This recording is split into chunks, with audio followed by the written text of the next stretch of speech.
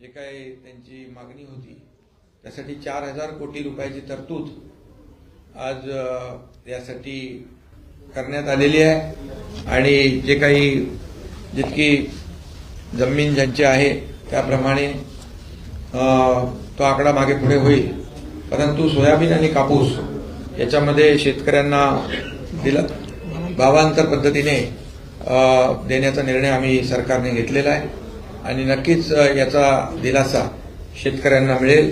शेतकरी हा केंद्रबिंदू मानून आमचं सरकार गेले अनेक वर्ष काम करते, ते बाकी निर्णयामध्ये मी जाऊ इच्छित नाही। म्हणजे जेव्हा जेव्हा नुकसान झालं त्या अतिवृष्टी, अवकाळी, गारपीट आम्ही नियम सगळे बाजूला ठेवले आणि नियमाच्या दुप्पट जाऊन त्यांना मदत केली। 2 हेक्टरचं आम्ही 3 हेक्टर केलं। मुद्दाम आपल्याला एक थोडी पार्श्वभूमी आम्ही सांगतो। 1 रुपयामध्ये पीक विमा दिला, सततचं पावसाचं नुकसान धरलं जात नव्हतं ते आम्ही धरलं आणि जवळपास आतापर्यंत शेतकऱ्यांना नुकसान भरपाई आणि विविध योजनांच्या माध्यमातून गेल्या 1.5-2 वर्षामध्ये आमच्या सरकारने 45,000 कोटी रुपये शेतकऱ्यांसाठी आतापर्यंत तरतूद केलेली आहे। विरोधक म्हणतात ना काय दिलं, हे सरकारने निर्णय घेतलेले आहेत आणि त्यामुळे आजचा हा निर्णय अतिशय मोठा निर्णय सोयाबीन आणि कापसाच्या बद्दल सरकारने घेतलेला आहे। त्याचबरोबर अनेक निर्णय आम्ही आज घेतलेले आहेत।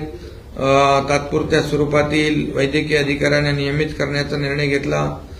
मालमत्ता विद्रुपीकरणासाठी त्याला देखील दंड आणि तो एक विषय घेतलाय। 138 जलदगती न्यायालयासाठी वाढीव खर्चाला मान्यता दिलेली आहे आणि त्याचबरोबर आज संस्कृत, तेलुगू, बंगाली साहित्य अकादमी स्थापन करण्याचा निर्णय, बंजारा समाज त्याही आपण निर्णय घेतलाय। शासकीय निमशासकीय जागांवर आता मोफत चित्रीकरण जे आपले कलावंत आहेत, सिनेमा आहे त्यांचा, त्याला देखील आम्ही मोफत चित्रीकरण करण्याचा निर्णय घेतलाय। विणकर समाजासाठी आर्थिक विकास महामंडळ त्याला 50 कोटीची तरतूद केली आहे। त्याचबरोबर संत भोजलिंग काका सुतार समाज आर्थिक विकास महामंडळ तेही स्थापन करण्याचा निर्णय घेतलाय। पुण्यश्लोक अहिल्यादेवी महाराष्ट्र शेळी मेंढी विकास महामंडळाच्या भाग भांडवलात देखील भरीव वाढ करण्याचा निर्णय घेतलाय।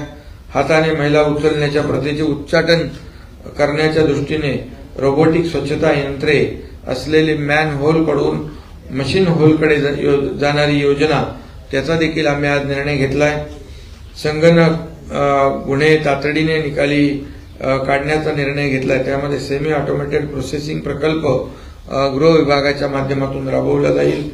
राज्य पोलीस दलात आर्टिफिशियल इंटेलिजन्सचा वापर करण्याचा निर्णय घेतलेला आहे। ऑटो रिक्षा टॅक्सी चालकांसाठी कल्याणकारी महामंडळ स्थापन करण्याचा निर्णय घेतलेला आहे। त्याला एक वेळचं 50 कोटीचं एक अनुदान तरतूद केलेली आहे। त्याचबरोबर बुलेश्वरची जागा आपल्या जिमखान्यासाठी जैन इंटरनॅशनल ऑर्गनायझेशनला देण्याचा निर्णय आम्ही घेतला आहे। त्याचबरोबर संगणकीय न्याय सहाय्यक विज्ञान उत्कृष्टता केंद्र म्हणजे गुन्ह्यांची वेगाने उकल व्हावी, फॉरेन्सिक लॅब तो देखील आम्ही निर्णय घेतलाय।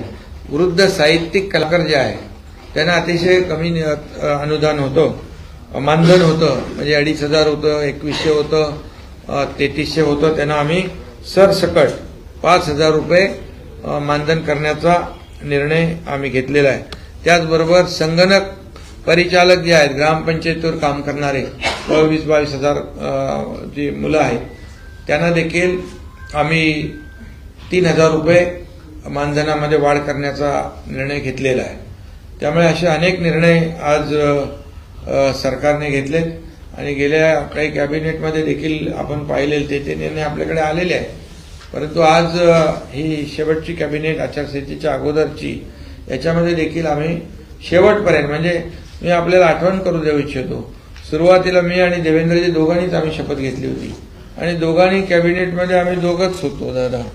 त्या दिवसापासून आजपर्यंत ज्या 50-60 कॅबिनेट झाल्या त्यामध्ये सर्वसामान्य शेतकरी, कामगार, कष्टकरी, महिला भगिनी युवा, ज्येष्ठ या सगळ्यांसाठी, कामगार या सगळ्यांसाठी निर्णय आम्ही आपल्या सरकारने घेतले. एकही निर्णय असा राजकीय राज्यकर्त्यांच्या हिताचा आम्ही बिलकुल घेतला नाही.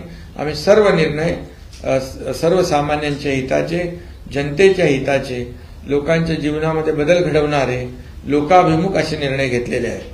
त्यामुळे आजची देखील कॅबिनेट लोकांच्या हिताचे निर्णय घेण्याची होती.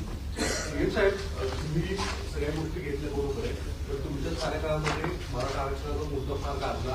जरांगेसारखी व्यक्ती आंदोलन पाहिजे.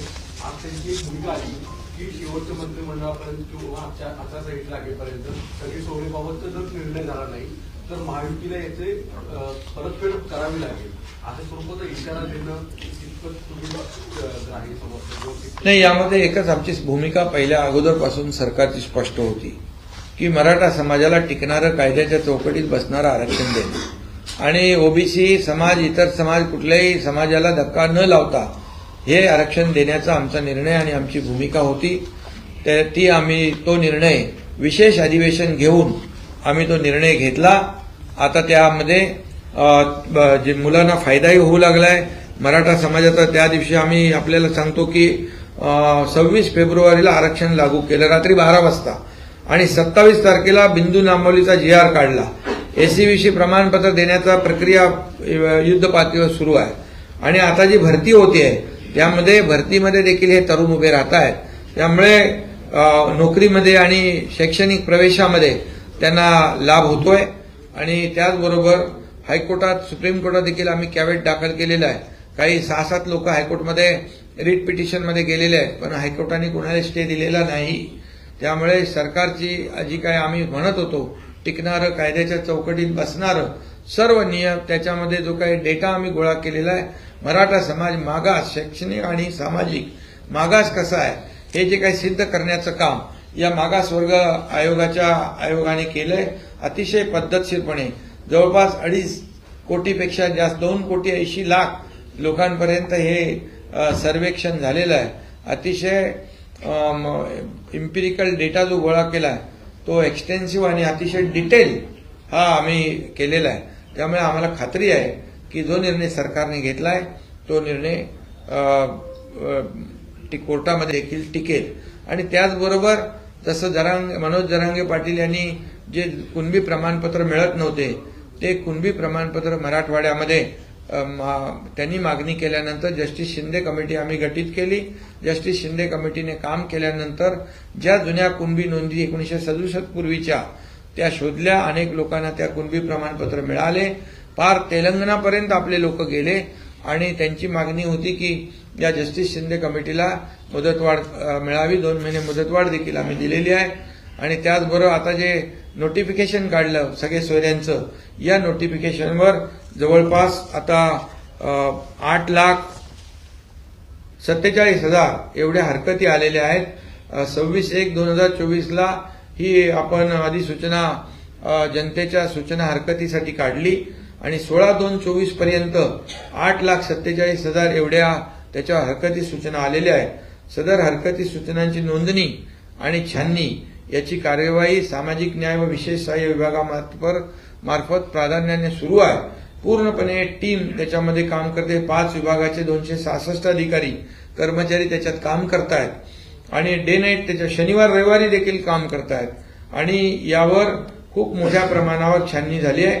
आता हे सर्व कर्मचारी अधिकारी निवडणूक प्रक्रियेमध्ये या ठिकाणी त्यांच्यावरती जबाबदारी देखील आहे आणि त्यामुळे या संपूर्ण जे 8,47,000 हरकती सूचना आलेल्या आहेत त्यांना थोडी अवधी आम्हाला नक्की लागेल. कारण यामध्ये त्या लोकांना पत्र पाठवणं, त्यांची माहिती कोणाला आवश्यक वाटल्यास त्याला माहिती द्यायची असेल तर त्या माहिती देण्यासाठी, त्याची माहिती घेण्यासाठी देखील त्याला वेळ द्यावा लागतो आणि यामध्ये सर्व हरकती त्याची नोंदणी आणि छाननी झाल्यानंतर अंतिम अधिसूचनेचा मसुदा विधी व न्याय विभागाकडून तपासून शासनाच्या मान्यतेने अंतिम अधिसूचना आम्ही प्रसिद्ध करण्यात येईल.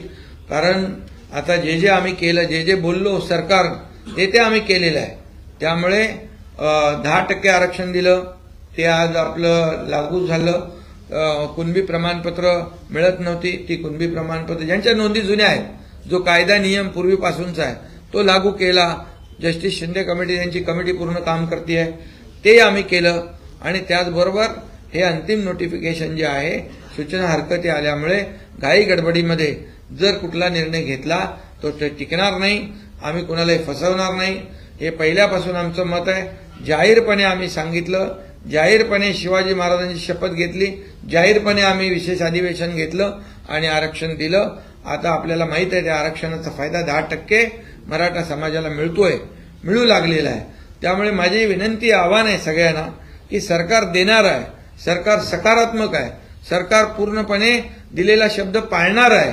त्यामुळे आता यामध्ये देखील ह्या सगळ्या ज्या काही गोष्टी हरकती ज्या आलेल्या आहेत, या हरकतींची छाननी आणि सगळे जे काही तपासणी आहे ती करून आम्ही अंतिम सूचना देखील कायद्याची सगळी प्रक्रिया पूर्ण करून या ठिकाणी 4 महिन्यामध्ये अंदाजे 4 महिन्यात आम्ही तेही काम पूर्ण करू.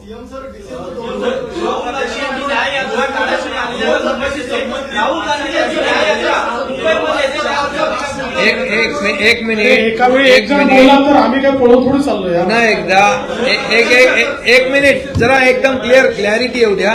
पुन्हा एकदा मी सांगतो, मनोज जरांगे पाटील यांनी आता आम्ही जे सरकारने केलेलं काम त्यावर त्यांनी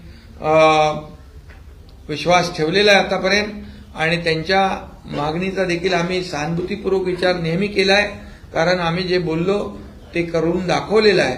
त्यामुळे 4 महिने अंदाजे याला लागतील आणि त्यामध्ये हे सर्व जे काही विषय जे आहेत आपल्या